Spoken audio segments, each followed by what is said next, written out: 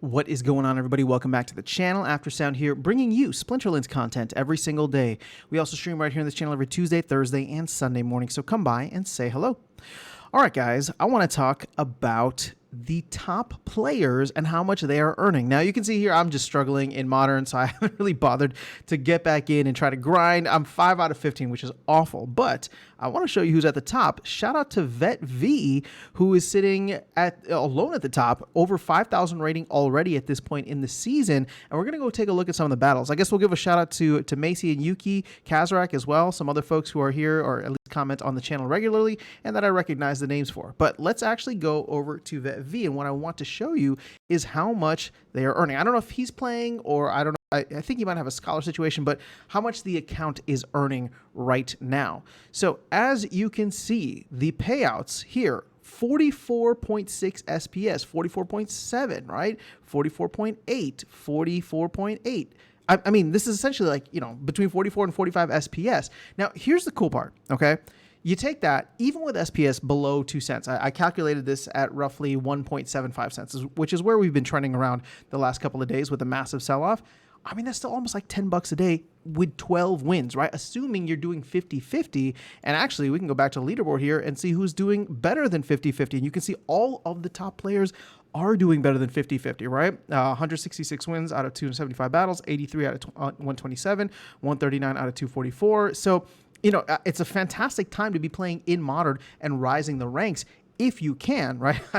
I guess maybe I should be switching back over and trying to rise the ranks here. Although it's been brutal and I just didn't have the time. So, but here, okay, but there's a catch here to all this, right? So obviously I want to congratulate the players here and how well that they're doing, how much that they're earning with this massive change with the reward rework. Obviously there's no more SPS in reward chest, but the pools and how much they're paying out now is significant, especially over on the Modern side. I mean, if we want to just compare this real quick, I haven't even checked this yet, but if we want to compare like to Vugtis over on Wild, we can see Vugtis here at the top of the Wild leaderboard, and the last ranked was 15 SPS. So it's a 3x multiplier in Modern, which I think is significant. But once again, what is the requirement? What do you need in order to be able to play at the highest levels? Well, I want to share something else with you here, and I did a little bit of digging on Vet V's account. Again, all this stuff is available and public on the blockchain, but right now he's doing it with 38,900, less than 39,000 SPS staked, which means the rewards are just that good at the top level, unless I'm understanding something wrong, right? But it looks like there's 820 that's liquid in the wallet, and then 38,948 that's staked.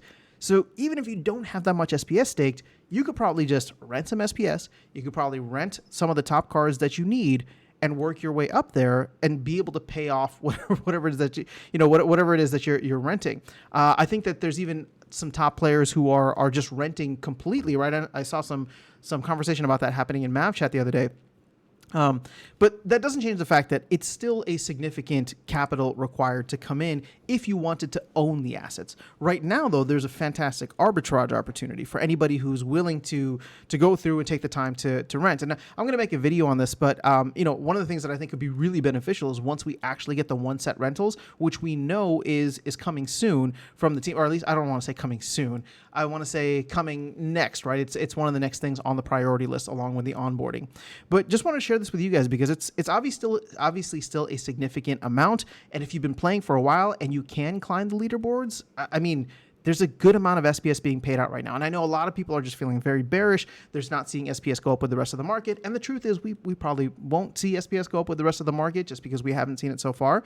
But if Splinterlands is on its own trajectory here, and they continue to deliver and they continue to do all the things, my hope is that, and again, I know I'm being optimistic here, but my hope is that come the second half of the year, they will go heavily into marketing. I mean, Matt has said so himself, and so far, he's done exactly what he has said, right? They went out, they knocked out all the stuff last year with Rebellion and Land. This year, they came in, they had to push Land 1.6, which, you know, even though they came in telling us that Land was going to be a huge priority this year, obviously that was not the case. 1.6 has not come out yet in any form, but they did say new player experience was something that they wanted to get to. And I think for most of us, unless you're like super into Land, I mean, it's frustrating, obviously, for 1.6 not to come out at all at this point. But unless you're like super into land, I think most of us got it, right? It's just like, yeah, we needed to fix the player experience. We needed to redo a couple of things here and make it easier to onboard new people. So assuming that they can knock all of that out by the midpoint of the year, right? They said that, or Matt said that he wanted to start doing, heavy marketing, maybe bridging to Solana or whatever later on in the second half of the year. So yes, I know we only entered Q2 just a couple of days ago. And so that's going to be another 3 months plus however long it takes them to actually get marketing and stuff going. But at this point in time, it seems like there is a fantastic arbitrage opportunity, even if you just wanted to come in, rent the cards, and then sell the SPS, right? Which wouldn't help the SPS token price, but it would help you individually if you wanted to. So just wanted to share that with you guys because I think it is significant. Obviously, not many people, or a lot of people, may have some gripes about the recent changes, but there's definitely some positives here, and I think the reward pool in Modern being significantly higher than over in Wild is a big part of that. And if you're willing to, and there's a lot of cards available on the marketplace right now. If you're willing to and want to take the time and actually enjoy the game, this is where it becomes really important, right? Because you can't just do this. You can't just do this with very low effort. You actually need to be good at the game, competent, and be playing, know which cards to get, and actually build your collection appropriately to go be competitive. But if you do, I can't imagine people are spending more than $10 a day that they're earning, right? And if you think about the fact that people are earning 45 SPS per win at this point in time, that is, I think, 78 cents, 80 cents when I was calculating it. That's more than the 500 DEC it costs for energy in Champion. So again, that arbitrage opportunity is there. And if SPS just doubles again, which I know sounds like a major undertaking, which it would be, right? I mean, for a coin to do 2x, but we were at 3.5 cents when Rebellion came out. But if we were to double, we would be going from 1.75 cents up to 3.5 cents. That's where we were at with Rebellion. So it's not impossible, but just imagine what the rewards would look like. Imagine me being able to make a video here saying like top players are earning $20 a day, right? We're getting very close, very, very close to where Axie was when that marketing push for them took off. And everybody was like, man, players from all over the world in lower income countries, they're earning $20 a day. It's changing their lives. We're not that far away. Okay, so again, I know it's tough right now. There's a lot of bearish sentiment, rightfully so. But at the end of the day, I think if we can just extend the patience a little bit longer into the back half of this year, I'd really like to see how this all plays out for Matt and the team at that point.